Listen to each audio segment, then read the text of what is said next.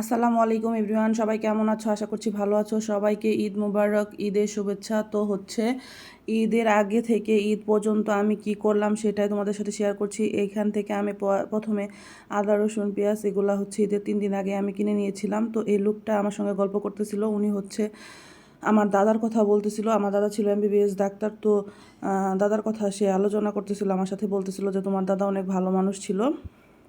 তো ঈদে যেহেতু আমরা গ্রামের বাড়িতে যেতে পারি না, আমার হাজব্যান্ডের ছুটি হয় নাই, তো আমরা ওখানে গরু আমার চাচা শ্বশুরদের সঙ্গে শেয়ারে আমরা কুরবানি দিচ্ছি, যেহেতু বাবা মা আছে। আর এইখানে বাসার জন্য একটা খাসি কিনা হয়েছিল। তো এটা মাত্র 6,000 টাকা দিয়ে কিনা হয়েছিল। এখানে প্রায় 9.5 কেজির মতো মাংস ছিল। আর এটা লেগ রোস্ট খাবে আমার মেয়ে বলছিল, এই জন্য ওর বাবা একটা রান এভাবে করে আস্ত রেখে দিয়েছিল। তো খাসিটা আমরা আগের দিনই কেটে ফেলেছিলাম, যেহেতু আমরা বাড়িতে কোরবানি দিচ্ছি, এটা জাস্ট খাওয়ার জন্য কিনেছিলাম। তো এটা আমরা ঈদের আগের দিনই কেটে কুটে একদম ক্লিন করে রেখে দিয়েছিলাম। আর এখানে মুরগি কিনে আনছিলাম রোস্টের জন্য। তো আমি ঈদের দিন সকালের বেলা ঘুম থেকে উঠে ভাবলাম আগে বিছানা টিছানাগুলো ক্লিন করে নিই। তো আমি বিছানা পুরো মানে যে চাদর বিছানো ছিল সেটাকে তুলে টুলে একদম ঝেড়ে টেরে আর এটাকে আমি ধোয়ার জন্য দিয়ে দিলাম। আর এখানে ভালো আরেকটা চাদর বিছিয়ে ফেলতেছি। আর ঈদের দিন সকালবেলা যেহেতু আমার সকাল সকাল রান্না করতে হবে, আমি একটু সকালে উঠে গিয়েছিলাম। তো উঠে প্রথম আগে আমি বিছানা টিছানা ক্লিন করে দিলাম, আর বাসা সবাইকে উঠিয়ে দিলাম যে সবাই উঠে গোসল টুসল সেরে ফেলো। আর নামাজে যেতে হবে, নামাজে যাওয়ার জন্য প্রস্তুতি নিয়ে ফেলো। আর এদিকে আমি আগের দিন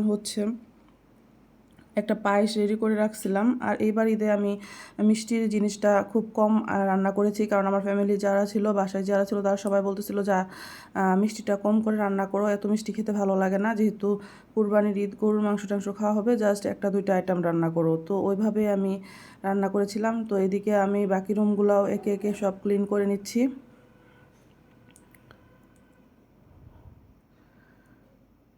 বাসার ক্লিনের কাজগুলো আগে ভাগে হয়ে গেলে খুবই ভালো লাগে, তখন যে কোনো কাজ করতে আর রান্না করতেও বিরক্ত লাগে না, যথেষ্ট সময় পাওয়া যায়।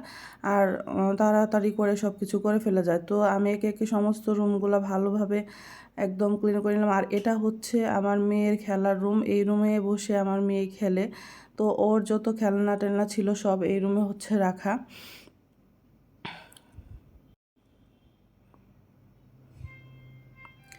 তো আমি এখন এই রুমটাকে করে নিয়ে ক্লিন করে রান্নায় চলে যাব।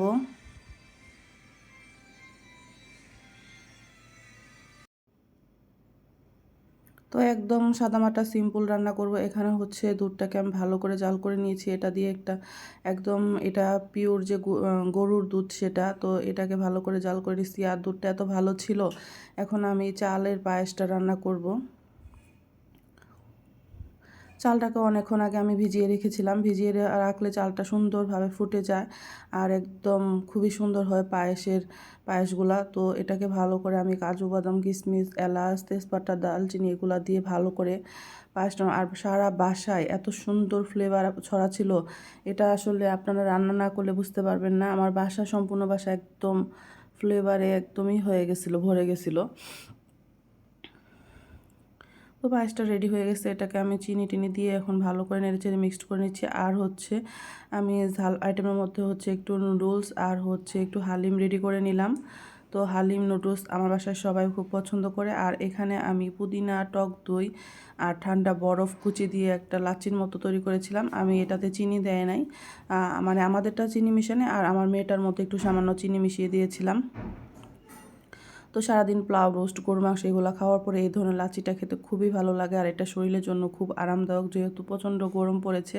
তো এখানে গরুর মাংস, যেহেতু আমার বাসা খুব অল্প সংখ্যক মানুষ, তেমন কোনো গেস্ট নাই, তো আমি ভাবলাম এত বেশি করে রান্না করার দরকার নেই। এখানে প্রায় আমি 1.5 কেজির মতো গরুর মাংস আর 2 কেজির মতো খাসির মাংস আর রোস্ট করেছিলাম। তো আল্লাহ হাফেজ। আমার ভিডিওগুলো সবাই ফ্রেন্ডস অ্যান্ড ফ্যামিলির সাথে শেয়ার দিবা।